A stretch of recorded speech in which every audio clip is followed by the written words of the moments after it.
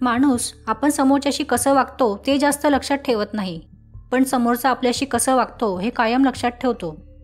योग्यता प्रत्येक व्यक्ती कर्माने मिळवतो, नाहीतर प्रत्येकजण जन्मापासून शून्यच असतो. कोणी 2 गोड शब्द बोलले तर लगेच चण्याच्या झाडावर चढून बसू नका. गोड शब्द तर पोपट पण बोलतो. बनायचे असेल तर राजहंसासारखे बना. आपल्याला जे पटेल तेच घ्यावे, बाकीचे सोडून द्यावे. चांगली माणसं आयुष्यात असली की परिस्थिती कशीही असो, चांगली वेळ यायला वेळ लागत नाही. काही गोष्टी आपल्याला न समजलेल्याच चांगल्या असतात, त्यामुळे आपले मानसिक स्वास्थ्य चांगले राहण्यास मदत मिळते. गोष्टी अवघड असणं म्हणजेच त्यांना मिळवण्यासाठी जास्त कष्ट करावे लागतील, परंतु ह्याचा अर्थ अशक्य असा होत नसतो. गवत आपोआप उगवत असते, त्याला पेरावे लागत नाही. वाईट संगतीचे आणि संशयाचे अगदी असेच असते.